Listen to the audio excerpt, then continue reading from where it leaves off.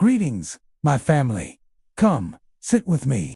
Let us journey back, not just in years, but in spirit, to a time before the maps were redrawn by foreign hands. Let's talk about our home, Africa, as she truly was. Forget the images of a dark, empty continent waiting for discovery. That is not our story.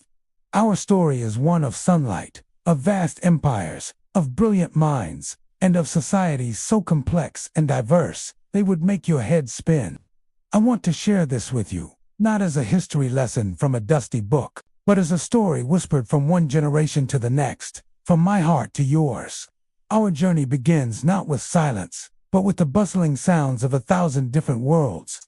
Picture the markets of Timbuktu, a legendary city in the great Mali Empire. This was no mere village. This was a center of global importance. Merchants from across the Sahara and beyond filled the air with the scent of spices, the sight of vibrant textiles, and the chatter of countless languages. Gold, salt, and knowledge were the currencies here. Scholars from across the Islamic world flocked to its famous Sankar University, a place of learning that rivaled any in the world at that time. They didn't just study religion. They debated astronomy, mathematics, medicine, and law. They wrote manuscripts, thousands of them, that still exist today, a testament to a rich intellectual life that thrived in the West African Sahel. And this was just one star in a vast constellation. Travel south, and you would find the Kingdom of Benin, renowned for its incredible artists. Imagine artisans working with molten bronze, using the lost wax technique to create plaques and sculptures of breathtaking detail. These weren't just decorations. They were a living library, recording the history of their Abas, their kings, their spiritual beliefs, and major events. The city itself was a marvel of engineering, a planned city with massive earthen walls and moats, some say larger than the Great Wall of China. It was a society of order, art, and profound spiritual depth. Let us travel eastward, across the vast rainforests and savannas, to the shores of the Swahili coast. Here, a unique and cosmopolitan culture blossomed from Mogadishu in the north to Sofala in the south. A string of sophisticated city-states like Kilwa, Mombasa, and Zanzibar thrived on maritime trade. Their dhows, with their elegant triangular sails, were masters of the Indian Ocean, connecting Africa to Arabia, Persia, India, and even China. Archaeologists have found Chinese porcelain and Persian pottery in the ruins of their stone palaces. These were not isolated communities. They were vibrant hubs in a global network, speaking a beautiful new language, Swahili, born from the fusion of Bantu and Arabic tongues.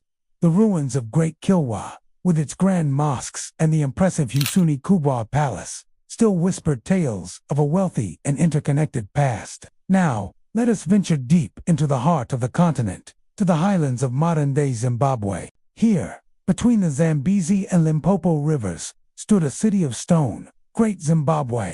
This was the capital of a mighty empire, its power built on cattle and, most importantly, gold. When you see the images of its towering stone walls, built with such precision without any mortar, you are looking at the work of master builders. This was the political and religious center for a vast region. It controlled trade routes that stretched all the way to the coast, sending its gold out into the Indian Ocean network. This was a society of immense wealth and organization, a civilization that rose and flourished from the African soil itself, long before any Europeans set foot there. And these are just the giants, the big names you might have heard. But the truth of pre-colonial Africa lies just as much in the diversity of its so-called stateless societies. Across the continent, millions of people lived in communities organized around kinship, age sets, and councils of elders. Groups like the Igbo in what is now Nigeria had a decentralized system with no single king, but a highly democratic and successful society. Decisions were made through public assembly and consensus.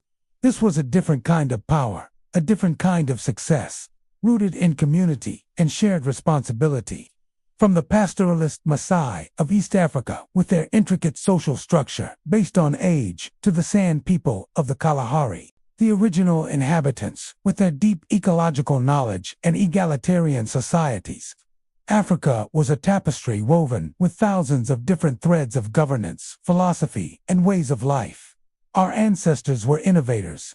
In agriculture, they domesticated crops that now feed the world, like sorghum, millet, and yams.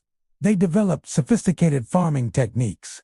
From the terrace farms in the Ethiopian highlands to the floodplain agriculture along the Niger River. In metallurgy, many African societies were smelting iron and steel centuries before most of Europe. The furnaces found around Lake Victoria, for example, could reach higher temperatures than any European furnace until the Industrial Revolution, producing high-quality carbon steel.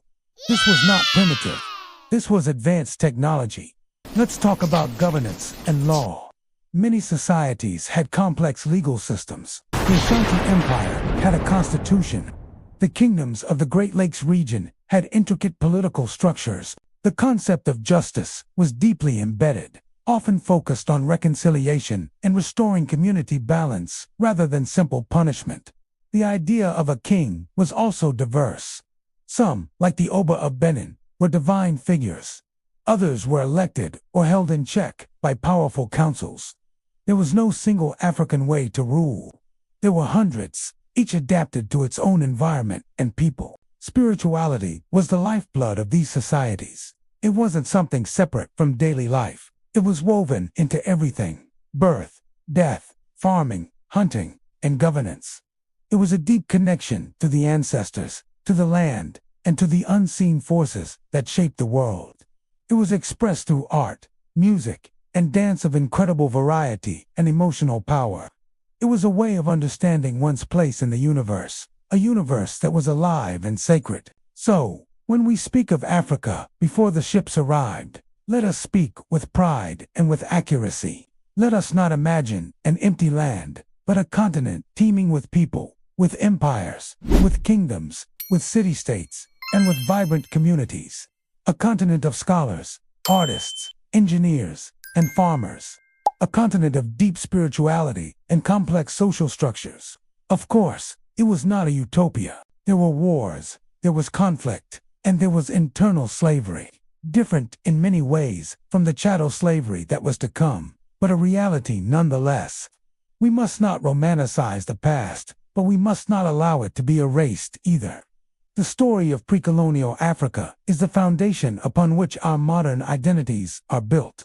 It is a story of resilience, of innovation, and of a profound and enduring connection to humanity. Knowing this history is not about dwelling on the past. It is about understanding who we are, the strength that runs in our veins, and the incredible legacy we carry. It is about reclaiming a narrative that was taken from us and telling it in our own voice, with the richness and truth it deserves. It is the story of a continent that was not waiting for history to begin, because it was already making it. Thank you for journeying with me today. This is just a glimpse, a small window into a vast and magnificent world. There is so much more to learn, so many more stories to tell. If this has sparked something in you, if you want to continue exploring the real history of our home, then please subscribe to the channel and join our family. Let's continue to uncover these truths together. Thank you for listening.